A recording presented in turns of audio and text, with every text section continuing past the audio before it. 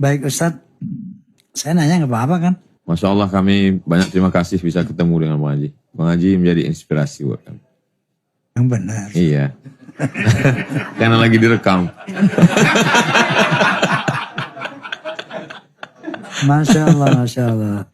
Begini Ustadz, pertama mohon izin, Iya. Abdus Samad. Iya. Itu nama yang diberikan luar biasa, Abdus Samad.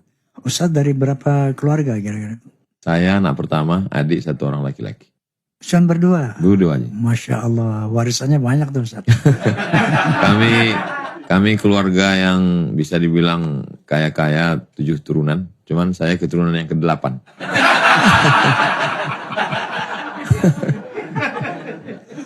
Masya Allah. Kita pernah dengar bahwa Ustaz Samad ini mengambil arti sekolah pendidikan di Mesir. Seperti itu Ustaz. Iya Bang Haji. Kira-kira umur berapa ke Mesir? Kemudian berapa lama di Mesir? Apa yang dipelajari di Mesir? Kemudian sampai jadi profesor itu seperti apa Ustaz? Tahun ada haul Syekh Abdurrahman. Syekh Abdurrahman ini kakek dari ibu saya. Oke. Dalam haul itu kan dibicarakan lahirnya di mana, dia belajar sampai ke Patani Thailand kepada Syekh Mustafa Al-Fatani, Wan Mustafa Al-Fatani. Setelah itu dia dari Patani Thailand ke Makkah, di Makkah selama 7 tahun. Setelah pulang diberi oleh Sultan Asahan yang sekarang jadi Kabupaten Asahan Sumatera Utara. Sebuah kampung tempat kelahiran kami namanya Silau Laut. Jadi ketika itu dibacakan menjadi inspirasi bahwa ada kakek ibu saya, moyang saya belajar di Makkah. Jadi saya tahunya nggak tahu tempat lain, yang tahunya belajar di Makkah. Jadi ketika kelas 3 SMP, saya datang ke rumah Syekh Jalaluddin Abdul Muttalib, Imam Masjid Raya Medan. Saya sampai ke rumahnya habis sholat subuh, saya datang. Assalamualaikum, waalaikumsalam. Syekh, saya mau sekolah ke Makkah. Waktu itu dia ngelihat saya dari atas sampai bawah. Mungkin dia, ini anak bangun tidur apa? Waktu itu kelas 3 SMP. Mau sekolah di Mekah? Iya, saya mau sekolah ke Makkah. Dia bilang, kamu sekarang kelas berapa? Baru kelas 3 mau tamat. Tamatkan dulu aliyah, tamat pondok. Nanti baru datang ke sini lagi. Nah, jadi saya memang dari kecil itu terinspirasi dengan kakek dari ibu itu. Sampai kakek ibu saya. Sampai akhirnya tahun 1998 ada tes. Waktu itu belum ada medsos, belum ada website. Pengumumannya melalui Kementerian Depak waktu itu, Departemen Agama. Tesnya untuk Riau di Medan. Saya ikut tes di Medan, lulus tanggal 5 September 98 sampai ke Kairo. Ternyata sistem di sana keras sekali. Mata kuliahnya paket 1 tahun 14 tambah 2 juz. Kalau tidak lulus 1 tahun beasiswa potong 25%. Kalau nggak lulus lagi putus beasiswa, siap-siap hanyut rakit dari Sungai Nil ke Sungai Siak. Akhirnya mau nggak mau saya belajar selesai. Setelah itu lanjut S2 ke Maroko, kemudian lanjut S3 ke Sudan, kemudian mendapat visiting professor dari University Sultan Syarif Ali Brunei Darussalam. Gitu singkatnya Bang. Masya Allah, Masya Allah. Dari apa Kairo ke Sudan. S2 ke Maroko Bang Haji. S2 Maroko. Maroko pun di Mesir kan? Maroko dari Mesir, Libya, Tunisia, Aljazair, Maroko. Maksud saya gitu, bukan Mesir kan? Bukan. Kerajaan Maroko. Orang sebut Maghribi. Maghribi, ya kan. Masya Allah, kita dulu pernah memiliki Kiai Haji Zainuddin Amzad. Rahimahullah. Al-Maghfurullah, amin. Beliau betul-betul menjadi seorang mubaligh yang inspiratif, kemudian sampai punya julukan mubaligh sejuta umat. Maksudnya salah itu, berjuta umat. Nah sekarang kita melihat UAS itu seperti sosok yang hadir menggantikan almarhum Zainuddin Amzad. Antum ini betul-betul menggantikan kedudukan posisi beliau sebagai dai berjuta umat seperti itu. Tapi ada, mohon maaf saya potong Bang Haji, ada yang bilang katanya kalau almarhum Kiai Haji Zainuddin Amzad itu dia penuh dengan karisma. Jadi kalau dia ngomong itu teatrikal. Kalau Abdul Somad itu lebih pada seperti ngobrol aja, dialog. Yang ngomong gitu Pak Anies Baswedan. Anies bukan Ani.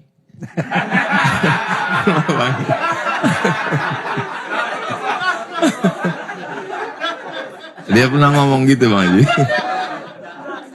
Masuk.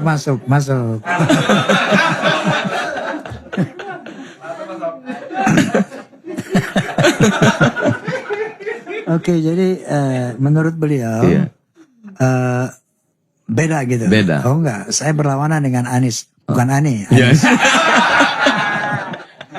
Kalau menurut saya dalam konteks bagaimana retorika kemudian membuat meyakinkan orang dengan secara teatrikal, antum memiliki itu, Ustaz, ya. Maka saya berani mengatakan bahwa antum itu sebetulnya betul-betul penerus lah. Walaupun bukan saya katakan apa ya, duplikasi, tidak. Tetapi dalam konteks kemasyhuran, dalam konteks ilmu barangkali berkurang berlebih ya. Tapi kalau Kiai Zainuddin bukan profesor, antum profesor. Beliau di atas profesor. Beliau di atas profesor. Saya hanya puas ujian akhir semester. Memang kalau orang tinggi merendah. Masya Allah. Kalau orang rendah sok tinggi biasanya. Masya Allah Bang Haji. Insya Allah. Saya ketemu dengan tokoh banyak juga, tapi ketemu dengan Bang Haji ada perasaan yang berbeda. Saya kembali ke masa kecil saya. Dulu ketika masih kecil di kampung, kalau ada layar tancap filmnya Bang Haji, kalau Bang Haji kalah dipukul nangis. Gitu. Makanya saya kembali ke masa lalu. Andai orang tua saya masih ada, dia pasti senang sekali melihat Termasuk saya. Anda nangis waktu itu maksud saya? Iya, kami nangis kalau Bang Haji kalah. Berdoa, ya Allah menangkan Bang Haji ini. Karena dia pembela kebenaran di situ kan. Masya Allah, Masya Allah. Ustadz Abdul Samad ini pernah menjadi satu satu sentral perhatian di Republik ini ketika beliau diminta untuk mendampingi Prabowo sebagai wakil presiden. Nah, saat itu ini atas permintaan para ulama waktu itu. Tapi Ustadz Samad dengan tegas menyatakan tidak mau. Itu kira-kira alasannya apa, Ustaz? Ada seorang pemikir konseptor yang juga pemimpin komunis. Saya tidak senang dengan komunis, tapi ucapannya ada benarnya. Kata Lenin, pilihan raya, kata orang Malaysia, pemilu itu yang menang itu bukan yang banyak suaranya, tapi siapa yang ngitung. Yang menang itu siapa yang menghitungnya. Yang menghitung? Iya, siapa yang menghitung, bukan siapa yang milih. Saya yakin banyak yang milih saya, tapi yang ngitung bukan mereka. Dan saya kalau maju, saya nggak wakil presiden, saya presiden maju. Decision maker. Itu sebabnya, Ustaz. Ya. Kita mesti pada 3 tahap. Yang pertama, ketemu dengan voter, pemilih. Yang kedua, pada saat hari pencoblosan, jangan sampai kena serangan pajar. Yang ketiga, siapa yang menghitungnya? Karena bisa saja di situ 18, jadi 180 karena musuh kita. Bisa saja di situ kita 500 jadi 50. Bisa jadi 5 suara. Karena bisa saja dimainkan dan kita tidak punya uang untuk membayar saksi. Kok rasa-rasanya seperti udah 2024 Bang Haji?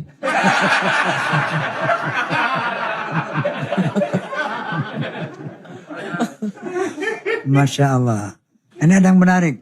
Ternyata Ustadz menolak itu karena jadi dicalonkan sebagai wakil. Kalau presiden mau beliau, begitu. Nah, Masya Allah. Apalagi kalau hanya sekedar mengambil suara, lalu setelah duduk kita tidak ada punya kuasa apa-apa. Tidak ada peranan, betul. Itu sesuatu yang sangat terlalu, Bang Haji.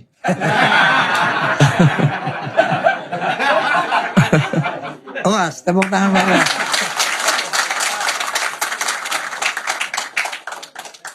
Masya Allah, Ustaz, barakallah. Sebetulnya kita dulu pernah ketemu saja. Iya, Bang Haji. Di rumah saya, Ustaz. Bang Ustadz Solmed. Di Ustaz Solmed, waktu itu beliau lagi ada acara apa gitu ya? Acara pengajian, cuman waktu itu kita nggak bisa ngobrol karena banyak sekali mak-mak garis keras.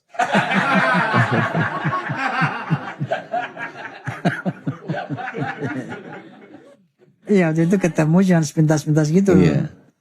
Dan waktu itu, Tapi saya menatap Bang Haji terus di situ. oh ya, Iya. Karena ya itu mengenang. Saya kan setiap anak-anak kecil itu kan punya lagu kan. Anak ini lagunya ini, anak ini lagunya ini. Jadi saya penasaran, anak saya nyanyi, saya tanya almarhumah mak saya. ya. Mak, dulu aku waktu kecil lagunya apa? Kata dia, kau waktu kecil nyanyi itu sampai keluar leher. Ikutu pasang. Saya tanya, apa artinya? Sungguh terpaksa. Jadi saya masih kecil udah ngefans sama Bang Haji. Masya Allah. Masya Allah, tabarakallah. Nah ini kita mau gali ilmunya nih sekarang. Ustadz kan tempornya rame itu kan. Saya penyanyi nih Ustadz. Ya. Tiba-tiba ada saudara kita mengatakan nyanyi itu haram. Ya. Gitar harus dihancurkan. Sampai semua hancurin gitar. Mas. Ya. Semua berhenti nyanyi aja nih. Ini jangan-jangan enggak ada gitarnya udah hancur semua Bang. Barangkali Ustadz bisa menjelaskan mengenai musik haram itu seperti apa. Walaqad zayyana as-samaa ad-dunya bizinatinil kawakib. Kami hiasi langit ini dengan perhiasan bintang gemintang. Kata Syekh Yusuf Al-Qardawi, kalau mata begitu nikmatnya melihat bintang, maka telinga juga perlu sesuatu yang nikmat. Apa itu? Suara yang indah. Ya. Kalau sudah tiada. Itu kan ada sesuatu yang indah di telinga kita. Masya Allah. Dan para imam-imam itu menampilkan suaranya dalam lantunan lagu. Sika, Nahawan, Jaharka, Ras dalam lagu. Jadi saya nggak ngerti lagu. Saya tanya itu salah seorang imam juara musabaqah tilawatil Quran di Rokan Hulu Riau. Saya tanya, Ustadz, itu Imam Masjidil Haram kalau nyanyi ada lagunya nggak kalau sholat? Baca Fatihah. Ada kata dia. Alhamdulillahirabbil alamin. Ar-Rahmanir-Rahim. Itu ada lagunya. Kalau kita baca Fatihah nggak pakai lagu gimana? Alhamdulillahirabbil alamin. Itu bukan ngaji, itu ngamuk. Jadi dalam keindahan itu justru kadang hidayah itu masuknya lewat yang indah-indah itu. Makanya kalau perdebatan itu begitu panjang, saya selalu cut saja langsung dengan Fiqhul Aghani wal Musiqa, fikih musik yang ditulis oleh Syekh Yusuf Al-Qardawi. Kesimpulannya dia katakan al-ghina mithlul kalam. Lagu itu sama seperti omongan. Kalau maknanya baik, mengajak kepada dakwah, ya baik. Tapi kalau maknanya jelek, mengajak pada perbuatan maksiat, ya tidak baik.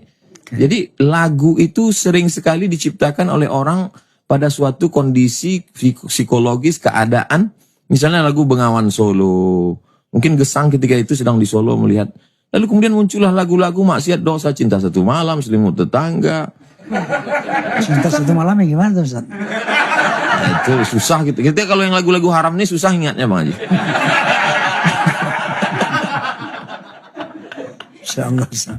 Nah, jadi kesimpulannya seperti Ustaz ya, bahwa Ustaz tadi mengibaratkan bahwa Allah menghiasi langit dunia dengan bintang untuk dinikmati oleh mata gitu. Ternyata telinga pun membutuhkan suatu keindahan. Jadi keindahan telinga ya musik itu sendiri, lagu itu. Tentunya lagu yang tidak merusak itu ya. Masya Allah Ustaz, antum ini sebagai profesor mengajar di mana, universitas mana? Dulu saya PNS lulus tahun 2000, pulang dari Maroko 2008, ikut tes CPNS 2008 akhir, lalu kemudian 2009 mulai mengajar di kelas internasional Fakultas Usuluddin Universitas Islam Negeri Sultan Syarif Kasim, menjadi PNS 11 tahun. Lalu pada tahun 2019 karena politik dan lain sebagainya saya mengundurkan diri. Dan sekarang tercatat sebagai visiting professor di University Islam Sultan Syarif Ali Brunei Darussalam. Jadi Anda visit-visit aja gitu ya? Ya. Tadi Ustadz begitu gamblang menceritakan bagaimana pemilu itu tergantung tukang hitung lah. Ya. Tidak dari voter ya. Ya.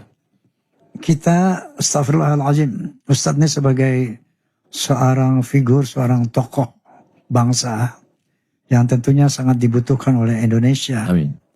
Baik Ustadz, ini kan sebentar lagi tahun 2024. Ya, Pak Haji. Ada satu sejarah kelam walau buat saya Ustaz ya. Ya. Pemilu 2019 kemarin, kelamnya semasa begini.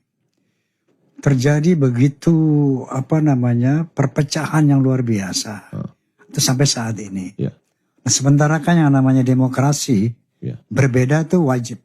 Harus berbeda. Ya. Kalau tidak namanya autokrasi kan. Ya. Nah, bagaimana Ustaz ketika berbeda itu kita nggak perlu bermusuhan gitu kan? Karena ada perintah Allah bahwa wa'tasimu bihablillahi jami'an wa la tafarraqu, bahwa bagaimana kita mendewasakan masyarakat, mengedukasi masyarakat agar kita bisa melaksanakan aturan permainan demokrasi ini, yaitu memilih pemimpin ya sesuai dengan kehendak kita dan sebagainya. Tapi di sisi lain jangan sampai pemilu itu justru sumber perpecahan. Oke lah, kalau Ustadz tadi mengatakan perpecahan itu disebabkan karena adanya unsur-unsur berbagai macam, ya katakanlah unfair play ya. Ya. Bagaimana supaya 2024 ini kita akan memasuki lagi suatu realitas kenyataan kehidupan berbangsa, bernegara. Nah, kita sebagai mayoritas umat Islam ini tentunya harus menjadi pionir sebagai pemersatu bangsa. Nah, di samping tadi kita juga harus berpihak, harus memilih. Tidak boleh yang namanya abstain atau golput kan. Itu dilarang undang-undang dan haram hukumnya ketika ada pemimpin yang memang layak kita pilih. Kira-kira apa saran Ustadz sehingga demokrasi ini berjalan secara sehat tanpa ada perpecahan dan sebagainya? Saya pikir perlu kesadaran politik. Eropa maju memakai demokrasi itu kan bukan kemarin sore. Mereka mengawalinya dari Renaissance abad pertengahan 500 tahun yang lalu. Sementara kita baru saja memakai sistem ini sekitar 77 tahun. Jadi amat sangat muda belia. Sebelum itu kita masih amat sangat muda. Betul. Jadi dengan perjalanan waktu, proses pendewasaan bahwa berbeda itu tidak mesti bermusuhan. Betul. Tapi kalau sudah duduk di tampuk kekuasaan, prinsip keadilan. Keadilan sosial bagi seluruh rakyat Indonesia. Baik yang dulu memilih ataupun tidak memilih penguasa yang duduk. Maka kalau keadilan itu dilaksanakan, itu tercantum dalam doa yang diajarkan Nabi, la tusallit alaina bidzunubina man la yakhafuka wa la yarhamuna. Jangan sampai yang berkuasa itu orang yang tidak takut kepadamu dan tak sayang kepada kami. Fidel Castro mungkin tidak mengenal Tuhan karena dia komunis. Che Guevara mungkin tidak tahu Tuhan karena dia tidak percaya kepada Tuhan. Tapi dia sayang kepada rakyatnya. Tapi kalau sudah ada orang tidak sayang kepada rakyat dan tidak takut kepada Tuhan, maka komplitlah penderitaan itu. Jadi saya mungkin melalui tausiah. Isi tausiah saya itu sebetulnya kalau diringkas tidak keluar dari 3, Bang Haji. Yang pertama islahut tarbiyah, perbaikan pendidikan, masukkan anak ke pondok pesantren, yang kaya raya buat pondok tahfiz Quran, Islamic boarding school. Lalu kemudian islahul iktisad, belanja ke warung tetangga, tingkatkan ekonomi umat. Karena kalau umat ini miskin, suaranya mudah dibeli. Dikasih 50.000 untuk 5 tahun dia nggak mikir.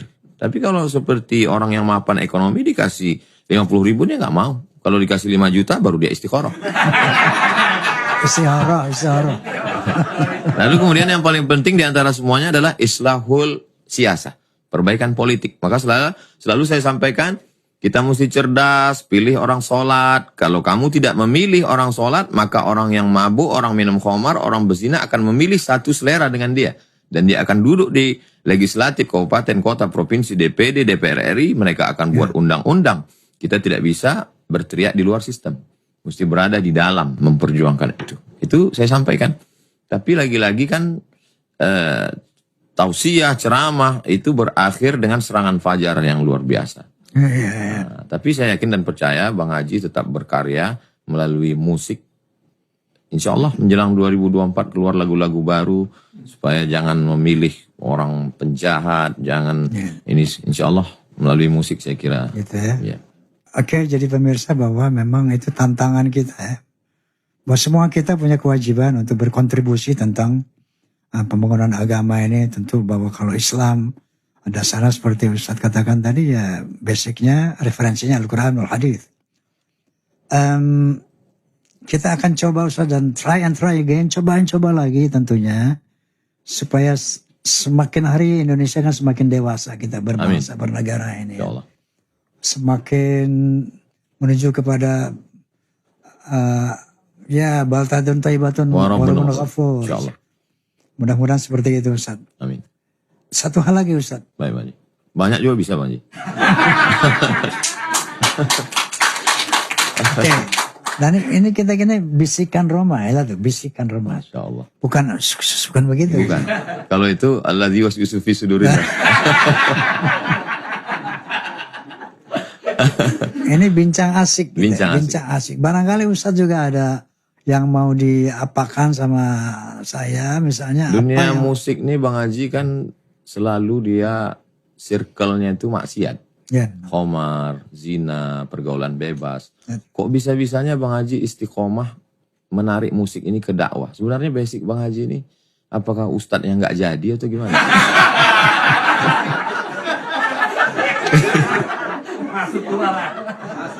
Oke. Masuk. Ustadz, saya mengaji secara tradisional. Dulu waktu saya masih kecil, kalau ada orang tua ngaji saya ngintip, itu kan saya dengar. Ada ibu-ibu ngaji saya ngintip, saya dengar gitu, curi-curi dengar.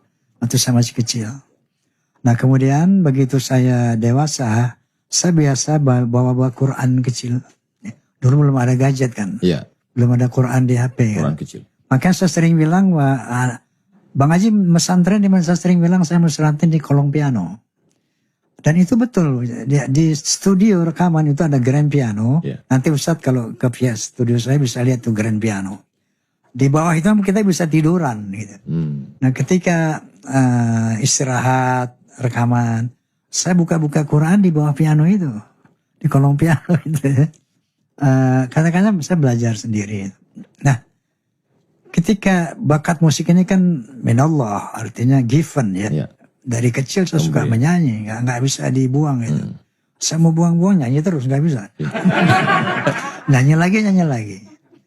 Nah sementara ibu saya nggak suka orang nyanyi. Oh.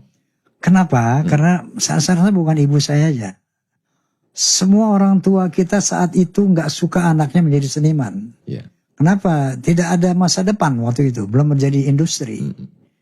Jadi kalau saya nyanyi, Mau makan apa? ngomel lah ibu saya tuh.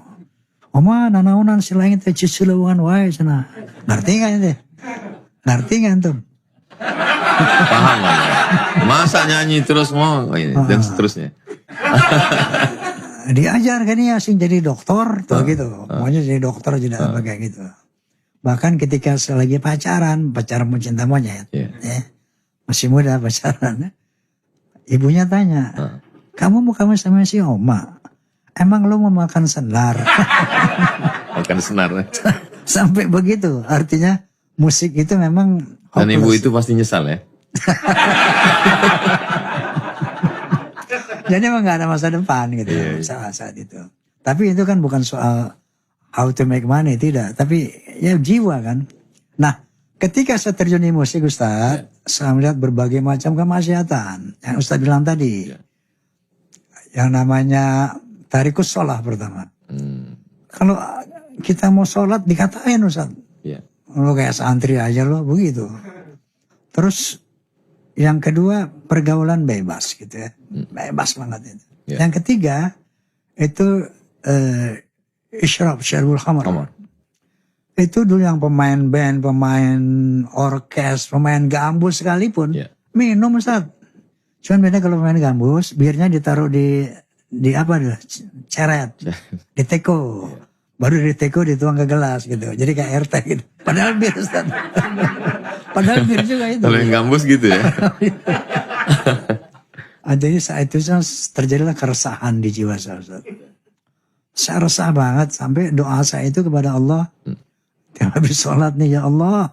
Seandainya musik ini memperlebar jalanku ke neraka, tolong cabut ini. Tapi kalau bisa membawa kepada keridhaanmu, bimbing aku ya Allah.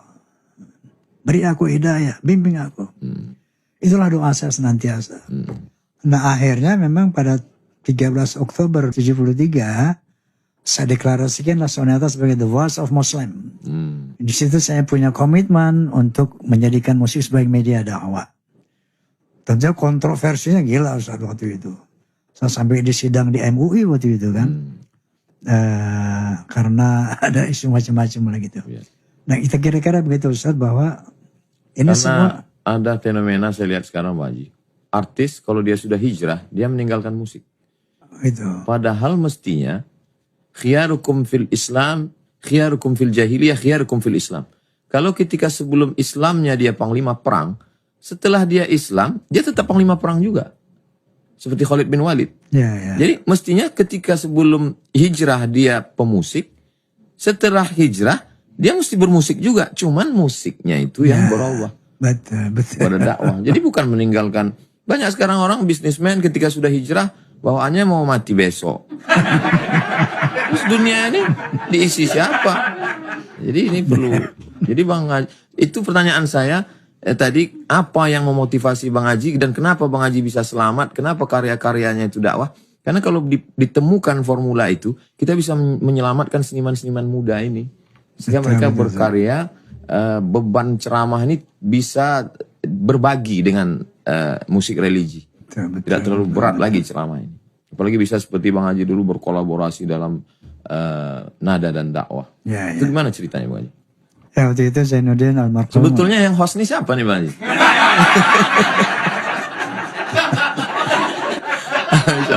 Mohon maaf Bang Haji, saya betul. Inilah bedanya di Bisikan Roma itu. Siapa aja boleh bisik gitu ya? Dua-duanya host. Nggak ada nggak semua kita host dua-duanya udah. Terima kasih Bang Haji. Jadi lanjut Ustaz. Apa tadi yang mau ditanyakan? Lupa pula apa tadi. Nada dakwah. Nah itu boleh kita lanjutkan Ustaz. Dulu kan sama Zainuddin almarhum Zaid. Dulu itu konsepnya Ustaz Zainuddin dakwah, kita musik gitu kan. Maka jadilah nada dan dakwah. Ada program-program seperti itu. Dulu Zainuddin Roma. Kalau sekarang UAS dan Roma kan keren kita lanjutkan.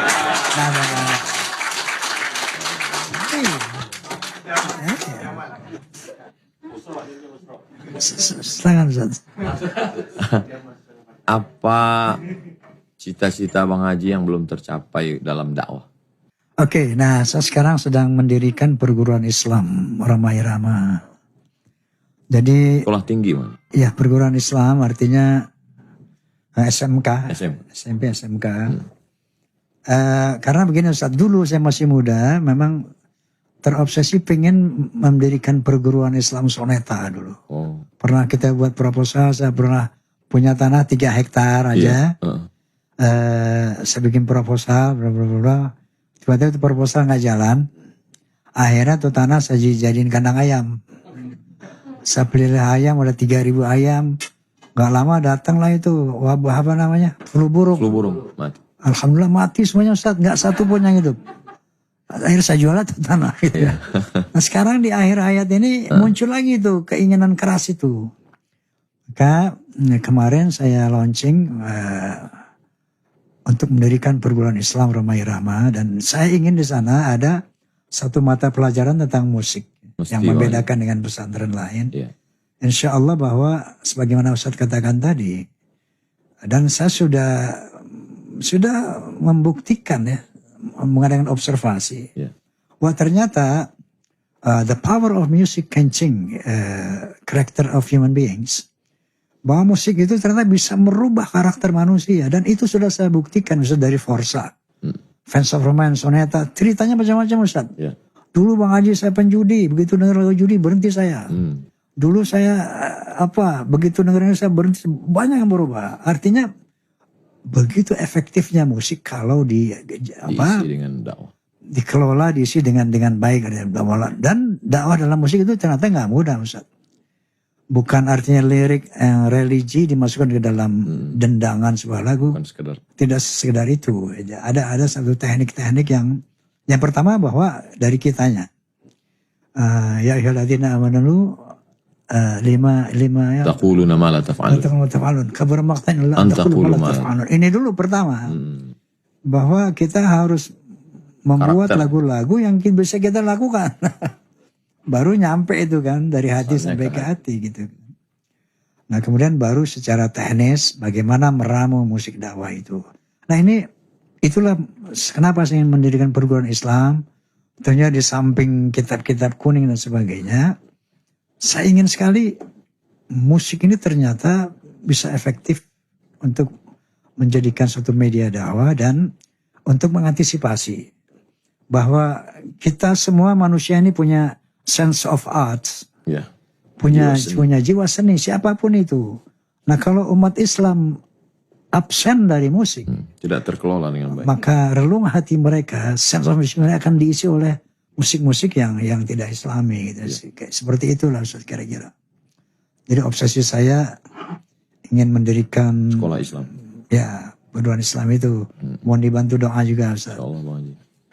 Dakwah ini kalau kita lihat dalam dunia tasawuf ada yang disebut dengan as-sama.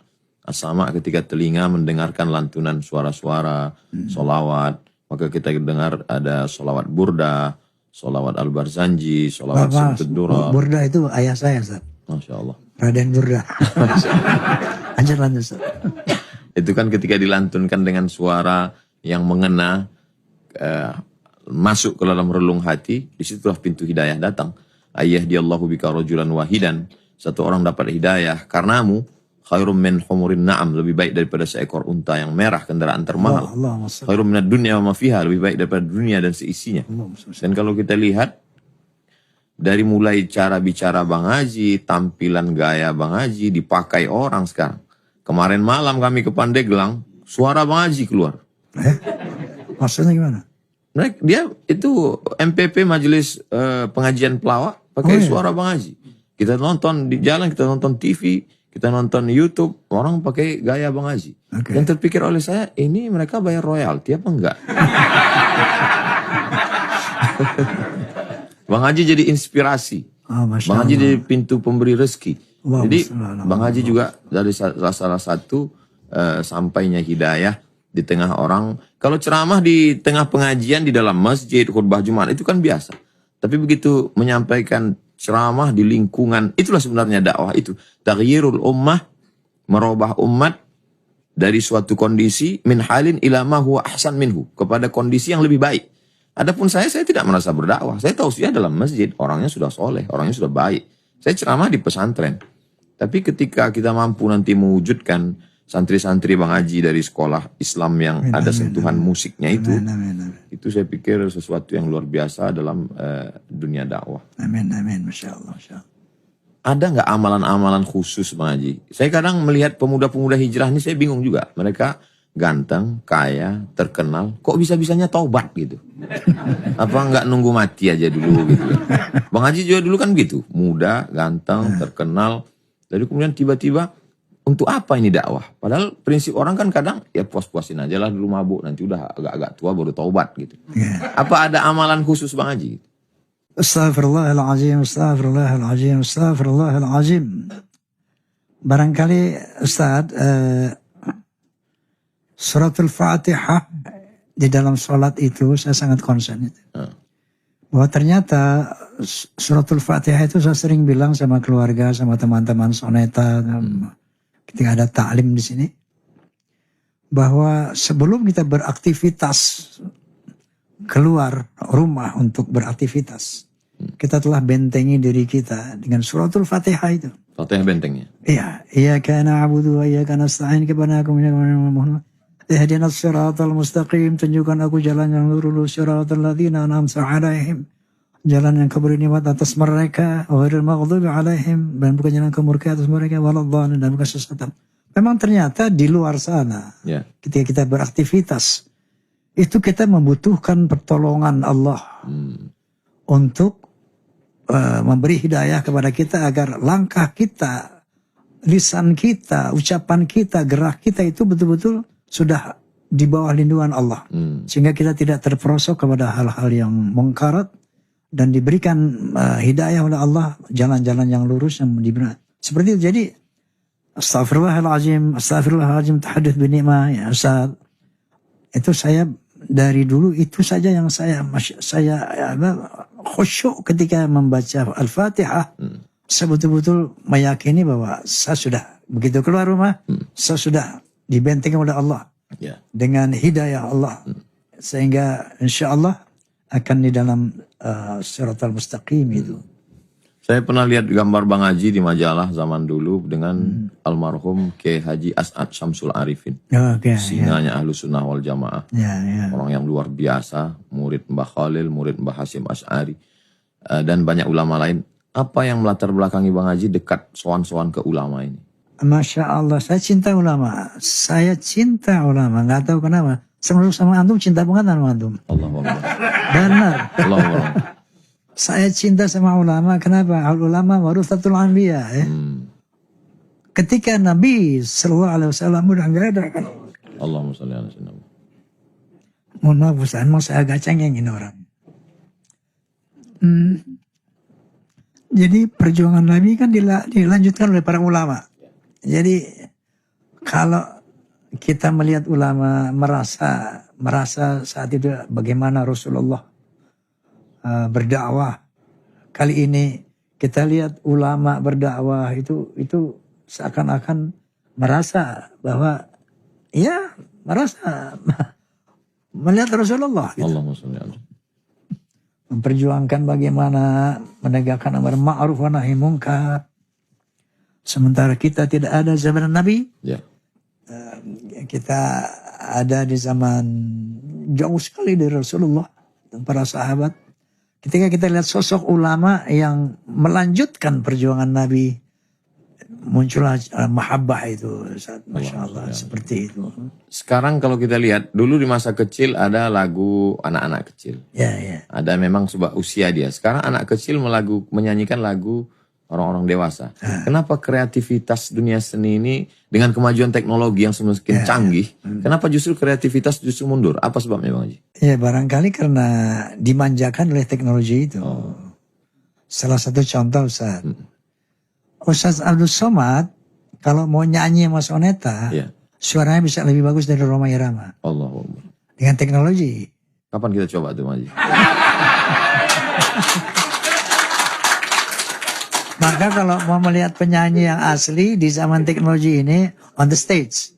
Di atas pentas lah. Atas panggung itu hasilnya keluar lah. Itulah Itu yang aslinya. asli. Itu kalau rekaman itu bisa modif semua. dimodif dengan teknologi Ustaz. Nah karena dimanjakan oleh teknologi sehingga ininya nggak jalan akhirnya. Otaknya nggak jalan. Ya. Seperti orang main kalkulator dulu ngitung terpaksa. Ya, Setelah ada aja. Sekarang pakai kalau kayak gitu akhirnya ini semakin tumpul Ustaz. Ya. Tapi Bang Haji ketika mencipta lagu, ada nggak memang terasa bahwa ini betul-betul dapat ilham? Ya pasti. Pasti bahwa makanya saya selalu mengatakan kullu minallah. Kullu minallah. Pernah gini Ustaz. Saya lagi duduk nunggu buka puasa. Iya. Duduk di sebuah danau kecil gitu. Nunggu maghrib buka-buka Quran kecil gitu. Belum ada gadget juga waktu itu. Iya. Quran kecil. Itu ada suara lagu saya di bawah angin. Lagu dakwah itu. Iya. Ada keramat, ada hari berbangkit, ada riba. Saya nangis Ustaz. Ya Allah. Ya Allah, bagus banget ini lagu. Menyentuh saya. Saya nggak percaya bahwa itu saya bikin. Allahu Akbar. Pak iya saya bisa bikin itu gitu. Nggak mungkin banget lah gitu. Wallahi Ustaz. Pak iya saya nggak percaya bahwa itu karya saya. Jadi benar ungkapan bahwa minal qalb ilal qalb. Yang datang dari hati dia akan sampai ke hati. Nah, datang dari hati itu kan minallah. Minallah. Ilham. Ilham. Saya pernah suatu ketika di Kalimantan Bang Haji. Melewati dari satu kampung ke kampung ada dataran yang ilalang luas sekali. Terus yang driver yang itu ngomong, Ustaz Somad, Bang Haji pernah diundang ke sini nyanyi luar biasa konser. Setelah itu ternyata ini di alam jin katanya. Apa betul tuh Bang? Saya nggak pernah itu, nggak ngalami itu. Berarti hoax ya? Hoax itu. Mungkin kalau orang tahu ini alam jin di Roma di situ, tapi setahu saya ya orang semua gitu. Nggak tahu itu jin rupa orang, saya nggak ngerti gitu. Di antara semua lagu apa yang paling berkesan Bang Haji? Yang paling berkesan tentunya la ilaha illallah. La ilaha illallah. Kedua judi. Judi itu penuh perjuangan ya. Penuh observasi. Ya begadang lah tentunya. Begadang.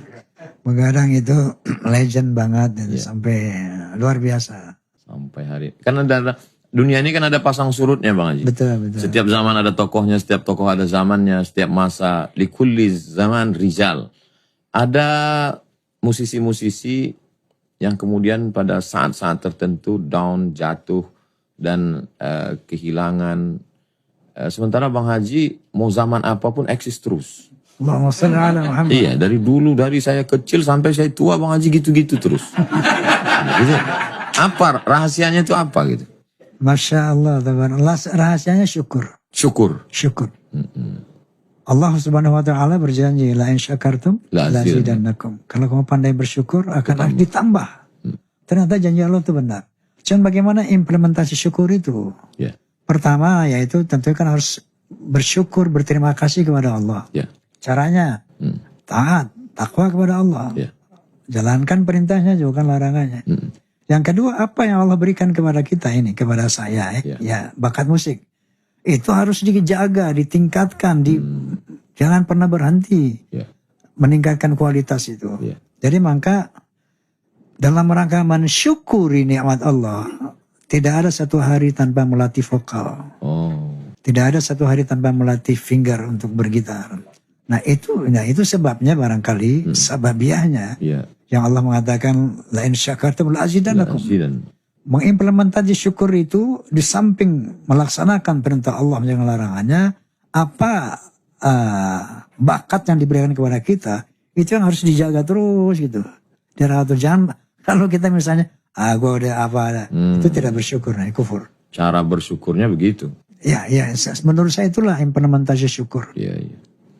Kalau Bang Haji ngelihat kreativitas anak-anak muda sekarang, apa yang terjadi dengan anak muda sekarang? Dunia musik khususnya. Ya, artinya begini bahwa dulu kan Bang Haji, misalnya ada orang di kampung punya bakat. Untuk jadi terkenal itu kan melewati proses yang begitu panjang, mesti ke televisi juga sulit. Sekarang kan orang tinggal viral, dikit-dikit viral. Cepat viralnya, cepat hilangnya. Nah itu satu sisi positifnya, dia seleksi alam, seleksi manusia. Tapi di sisi lain, persaingan juga makin ketat. Jadi kalau ada anak-anak bangsa ini yang punya bakat seni, seperti Bang Haji beberapa puluh tahun yang lalu, apa yang mesti dia siapkan? Nih host beneran ini. Jadi begini Ustaz, yang harus dipersiapkan sebetulnya itu tadi bahwa kembali syukur-syukur itu, bahwa astagfirullahaladzim. Implementasi syukur itu Ustaz. Bahwa jangan pernah merasa bahwa ini gue loh, gue gitu kan. No. Hilangkan keakuan. Iya, bahwa kullu minallah. Allah. Kullu minallah. Masya Allah artinya kalau kita menyadari la haula wa la quwwata illa billah itu Masya Allah. Itu Masya Allah. Misalnya banyak satu momen ya. Ketika kita mau perform, ada satu hambatan misalnya suara kita lah, apa kita. Itu Masya Allah. Yang bisa menggambarkan ya Allah ini. Saya mau perform ya Allah. Itu kan. Nggak bisa gitu. Lalu Allah kasih sababiahnya. Kalau Ustaz tadi menanyakan apa yang harus dipersiapkan. Ya syukur itu. Latihan, vokal, finger. Syukur dalam arti yang sebenarnya gitu loh. Karena ibarat filosofi solat, kan tidak boleh ada kosong. Kalau kosong dia akan diisi setan. Jadi segmen ini kalau tidak diisi dengan segmen religi, dia akan diisi dengan non-religi. Betul. Karena itu pasti ada peminatnya. Jadi saya setiap kajian, saya selalu memberikan tausiah 60 menit. Kira-kira 15 menit saya bersolawat. Allahumma salli ala sayyidina Muhammad wa ashghili zalimin bizalimin wa akhrijna min bainihim salimin wa ala alihi wa sahbihi ajma'in sallallahu rabbuna على النور المبين أحمد المصطفى سيد المرسلين وعلى آله وصحبه أجمعين وعلى آله وصحبه أجمعين. Kira-kira udah lulus belum Bang Haji? Maksud saya pernah hadir dalam suatu majelis habaib, saya tanya, kenapa di majelis habaib itu ada solawat pukul-pukul baru baca kitab lagi? Habis itu solawat lagi, baca ini, kenapa? Kata dia untuk menghidupkan kolbu, untuk membangkitkan semangat, supaya fresh lagi. Itu yang saya ambil. Jadi seandainya setelah tausiah tentang politik, tentang ekonomi umat, kita bangkitkan semangat, Allahu Akbar. Lalu diisi dengan lagu Bang Haji, dia mulai semangat lagi, kendor lagi. Itu mimpi yang luar biasa bisa kolaborasi dengan Bang Haji. Allahu Akbar. Next. Masya Allah. Anak-anak muda ini sekarang kehilangan tokoh Bang Haji. Jadi ketika melihat Bang Haji imam, oke, tausiah, mantap, lagunya juga, suaranya juga. Saya terpikir gimana mengkloning makhluk seperti ini. Ini kan makhluk-makhluk unik yang hampir punah Bang Haji. Seperti Jurassic Park, dinosaurus. Hampir punah nih, udah 75 maksudnya. Udah hampir punah. Gimana Nabi selalu kalau ketemu dengan orang yang baik, kaffarallahu amsalak. Semoga Allah memperbanyak orang seperti kamu. Kaffarallahu amsalak. Orang memperbanyak orang seperti kamu. Gimana memperbanyak orang seperti Bang Haji? Begini Ustaz, pernah anak saya Vicky, dia musisi. Juga ada Ridho, dia musisi. Pernah bertanya kepada saya, bagaimana berdakwah dalam musik Pak? Saya bilang itu non-akademik. Kalau kamu bertanya sama Papa, di mana akord A minor, Papa gak bisa kasih tahu. Di mana aku, tapi ketika bertanya tentang harmoni, ketika bertanya tentang bagaimana membuat lagu dakwah, itu nggak ada ilmunya. Itu sesuatu yang unsur X batin. Iya, unsur batin ya, yang galbiyah, yang minallah gitu kan. Ya bahasa katakan tadi bahwa musik dakwah itu bukan memasukkan syair-syair religi kepada musik, tidak. Bukan sekedar merubah syair. Nah, bukan sekedar itu. Tapi antara lirik sama notasi harus kawin, sama beat harus kawin, harus connect, harus menyatu banget gitu ya, tidak bertolak belakang. Nah, dan itu tadi faktor utamanya adalah ya ayyuhalladzina amanu lima taquluna ma la taf'alun kabura maqtan an taqulu ma la taf'alun. Sesuai dengan perilaku. Ya, jadi kita harus betul-betul sebelum menyanyikan itu, membuat itu, kamu dulu laksanakan itu. Kalau enggak nanti yang terjadi anti dakwah, bukan dakwah gitu. Anti dakwah, mental. Iya. Perjalanan hidup Bang Haji yang luar biasa panjang itu tentu ada jatuh bangunnya. Lalu kemudian ketika dalam menjalani hidup itu apa yang membuat bisa bangkit? Sekarang ini kan karena COVID down. Lalu kemudian di berbagai hal dalam dunia politik, dalam dunia bisnis yang membangkitkan itu apa Bang Haji? Itu saya rasa hidayah. Astagfirullahaladzim. Banyak hikmah dalam COVID itu ternyata. Dalam COVID? Dalam COVID banyak hikmah yang kita dapat. Di sana kita bisa lebih dekat kepada Allah ya. Bisa menggali lebih dalam ilmu-ilmu Allah yang selama ini kita nggak sempat katakanlah. Iya. Banyak waktu luang. Banyak waktu luang yang itu bisa kita manfaatkan hal yang positif, konstruktif. Seperti itu Ustaz. Ngomong sama Ustaz nih asik ya, bisa berpanjang-panjang. Cuman tadi ada whiteboard diangkat. Ustaz Somad mau langsung lagi. Tolong selesai aja, kasihan Ustaz Somad. Begitu tadi. Jadi ditutup aja Pak Haji. Ustaz Somad mau ada acara lagi gitu. Baik Ustaz. Terima kasih atas kehadirannya. Kami semua terima kasih. Masya Allah. Mudah-mudahan next kita bisa lanjut itu nada dan doa. Ini baru mukadimahnya Pak Haji. Jadi beliau tadi sudah biar didengar oleh teman-teman Fahmi Tamami. Saya Ustaz bersama telah bersedia untuk menjadi bagian dari Fahmi Tamami. Amin. Sebagai pembina penguasa. Amin. Kehadiran saya bisa mendatangkan manfaat, bisa juga mendatangkan mudarat. Saya kalau pergi kemana-mana Bang Haji, itu jamaah datang bawa keripik, bawa kerupuk, bawa macam-macam, minta endorse. Jadi saya nggak nolak, saya buat. Setelah itu saya kasih tahu, kalau dengan saya endorse keripik ini jadi laku, share. Tapi kalau gara-gara ini orang nggak mau makan karena ini keripik radikal, jangan.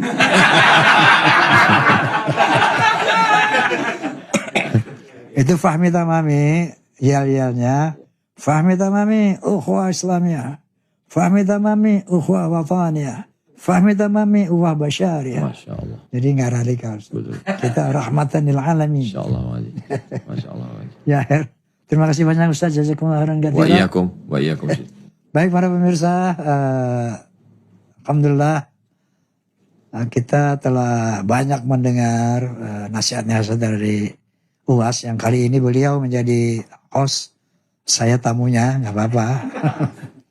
Dan semoga kita terinspirasi mendapat wejangan-wejangan dari beliau. Ada kalam Allahul muwafiq ila aqwamit thoriq. Billahi taufiq wal hidayah. Wassalamualaikum warahmatullahi wabarakatuh. Waalaikumsalam.